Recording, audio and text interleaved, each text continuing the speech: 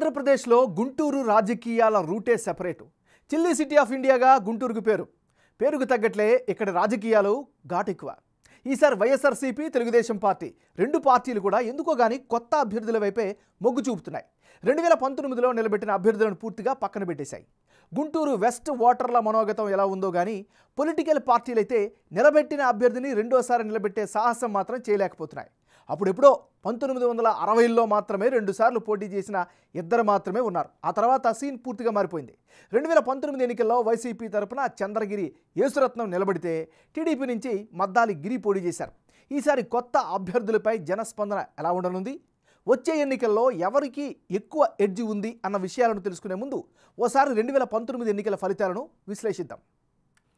2019 ఎన్నికలు కనుక ఒకసారి పరిశీలిస్తే చంద్రగిరి యేసురత్నం వర్సెస్ మద్దాలిగిరి వీరిద్దరి మధ్య ఆ 2019లో పోటీ జరిగింది. ఆ పోటీలో వైఎస్ఆర్ కాంగ్రెస్ పార్టీకి 39% ఓటు షేర్ వచ్చింది. తెలుగుదేశం పార్టీ 41% ఓటు షేరును దక్కించుకోగలిగింది. ఇక ఇతరులకి 16% ఓటు షేరు లభించింది. అక్కడ తెలుగుదేశం పార్టీ అభ్యర్థి విజయకేతనం 2019లో ఎగురవేశారు. సో అభ్యర్థుల వారీగా బలాబలాలు ఎలా ఉన్నాయి ఒకసారి కనుక గమనిస్తే, ముందుగా విడదల రజని, ప్రస్తుతం ఆంధ్రప్రదేశ్ మంత్రిగా కొనసాగుతున్నటువంటి విడదల రజని తన యొక్క స్థానాన్ని మార్చుకొని ఈ నియోజకవర్గానికి రావాల్సినటువంటి పరిస్థితి వచ్చింది. మరి ఇప్పుడున్నటువంటి పరిస్థితుల్లో విడదల రజనీకి ఈ నియోజకవర్గంలో కలిసి వచ్చేటటువంటి అంశాలేంటి, పాజిటివ్ ఫ్యాక్టర్స్ ఏంటో ఒకసారి కనుక పరిశీలించినట్లయితే విడదల రజనీకి బీసీ సామాజిక వర్గం ఖచ్చితంగా మద్దతు నిలిచే అవకాశాలు అయితే కనిపిస్తోంది. మరోవైపు గుంటూరులో టీడీపీకి గట్టి పోటీ ఇస్తారనేటటువంటి నమ్మకం కావచ్చు, అభిప్రాయం కావచ్చు వినిపిస్తోంది. గ్రౌండ్లో ఇప్పటికే ముమ్మరంగా ప్రచారం చేస్తున్నారు, కార్యకర్తలతో మమేకమవుతున్నారు. ఇక రజనీ సమర్థతపై సీఎం జగన్కు అపారమైనటువంటి విశ్వాసం కూడా కనిపిస్తోంది. ఈ ఫ్యాక్టర్స్ అన్నీ కూడా విడదల రజనీకి అనుకూలమయ్యేటువంటి అంశాలు. మరి విడదల రజనీకి మైనస్ పాయింట్స్ ఏంటి ఒక్కసారి కనుక పరిశీలిస్తే, గుంటూరులో సరైన బీటీ రోడ్లు లేక జనాలు అవస్థలు పడుతున్నారు. ఇది ప్రధానమైనటువంటి అడ్డంకిగా అయ్యే అవకాశం ఉంది. మరోవైపు రద్దీ ప్రాంతాల్లో ఫ్లైఓవర్ల నిర్మాణం చేస్తామని చెప్పారు, కానీ అది జరగకపోవడం కూడా మైనస్ అయ్యే అవకాశం ఉంది. గుంటూరులో ట్రాఫిక్ సమస్య పెరిగిపోతుంది రోజు రోజుకి, ఇది కూడా ఈమెకి ఇబ్బంది కలిగించే అవకాశం కనిపిస్తుంది. ఇక చాలినేని సిటీ బస్సులు లేవు, కొన్ని చోట్ల డ్రైనేజ్ వ్యవస్థ కూడా అస్తవ్యస్తంగా ఉందంటే ఒక రకంగా చూస్తే సామాజిక పరంగా ఉండేటటువంటి అనేక సమస్యలు ఈమెకి ఈసారి అడ్డంకిగా ఉండే అవకాశాలు కనిపిస్తున్నాయి. ఏదేమైనా ఇది ఈమెకి సంబంధించినటువంటి ప్లస్లు మైనస్లు. తెలుగుదేశం పార్టీకి చెందినటువంటి సీనియర్ నాయకుడు ఆలపాటి రాజేంద్ర ప్రసాద్, మరి ఈసారి ఈయనకి సంబంధించినటువంటి గ్రౌండ్ రియాలిటీ ఏంటో ఒకసారి చూద్దాం. తెలుగుదేశం పార్టీతో కేడర్తో సుదీర్ఘమైనటువంటి రాజకీయ అనుబంధం కలిగినటువంటి వ్యక్తి, ఖచ్చితంగా ఈయనకి ఇది కలిసి వచ్చేటువంటి అంశం. ఇక టీడీపీ కేడర్లో సీనియర్ నేతగా ఈయనకంటూ ఒక మంచి ఇమేజ్ అయితే ఈయన సంపాదించుకున్నారు. ఇక ఇంటింటికి ప్రచారంతో నిత్యం కూడా ప్రజల్లో ఉంటున్నారు, బిజీగా ఉంటున్నారు. ముఖ్యంగా ప్రజా సమస్యలపైన అలుపెరగకుండా పోరాటం చేస్తున్నారు. ఇవన్నీ కూడా ఈయనకి లాభించేటువంటి అంశాలు. ఇది ఈయనకి సంబంధించినంతవరకు ఈ నియోజకవర్గంలో ఉండేటువంటి గ్రౌండ్ రియాలిటీ. ఈ నియోజకవర్గానికి సంబంధించి కులాల పరంగా ఉండేటటువంటి ఈక్వేషన్స్ ఎలా ఉన్నాయో ఒకసారి పరిశీలిద్దాం. ఈ నియోజకవర్గంలో కమ్మ సామాజిక వర్గం 12% మంది ఉన్నారు, కాపులు కూడా 12% మంది నివసిస్తున్నారు.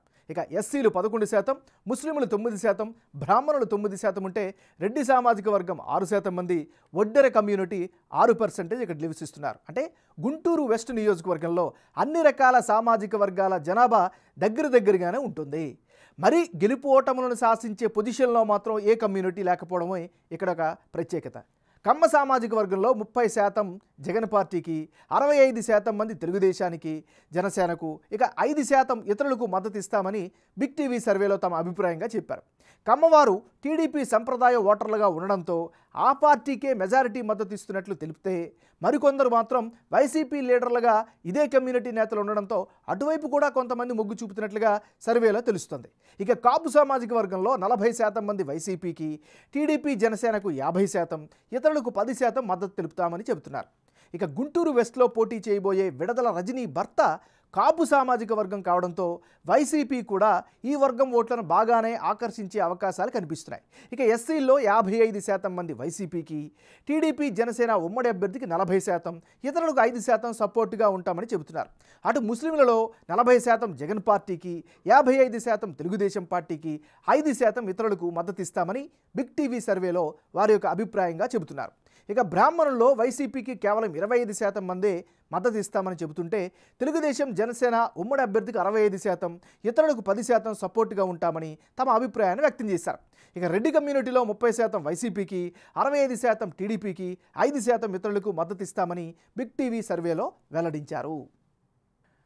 రానున్న ఎన్నికల్లో గుంటూరు వెస్ట్లో ఎవరెవరు పోటీలో ఉంటే ఫలితాలు ఏ విధంగా వచ్చే అవకాశం ఉందో పరిశీలిద్దాం. విడుదల రజని వర్సెస్ ఆలపాటి రాజేంద్ర ప్రసాద్. వీళ్ళిద్దరి మధ్య గనక పోటీ జరిగితే యాజ్ ఆఫ్ టుడే ఈ పక్షంలో వైసీపీకి 44% ఓట్ షేర్ వచ్చే అవకాశం కనిపిస్తుంది. అదే సమయంలో తెలుగుదేశం పార్టీకి 49% ఓట్ షేర్ దక్కించుకునే అవకాశాలు కనిపిస్తున్నాయి. ఇతరులు కూడా 7% ఓట్లు దక్కించుకునే పరిస్థితి ఉంది. అంటే గుంటూరు వెస్ట్లో ఇప్పటికిప్పుడు ఎన్నికలు జరిగితే విడుదల రజని, ఆలపాటి రాజేంద్ర ప్రసాద్ పోటీ కనుక జరిగితే తెలుగుదేశం పార్టీ అభ్యర్థికి ఎడ్జి ఎక్కువగా కనిపిస్తున్నట్లు బిగ్ టీవీ సర్వేలో వెల్లడైంది. వైసీపీ అభ్యర్థి విడుదల రజని 44% ఓట్లు సెక్యూర్ చేసుకునే ఛాన్స్ కనిపిస్తుంటే తెలుగుదేశం అభ్యర్థి ఆలపాటి రాజేంద్ర ప్రసాద్కు 49% ఓట్లు సాధించే అవకాశం ఉందని బిగ్ టీవీ సర్వేలో వెల్లడైంది. ఇతరులకు కూడా 7% సీట్లు ఓట్లు వచ్చే అవకాశం కనిపిస్తోంది. మొత్తంగా గుంటూరు కారం వైసీపీకి ఘాటెక్కిస్తుందని సర్వేలో జనం తమ అభిప్రాయంగా చెప్పారు.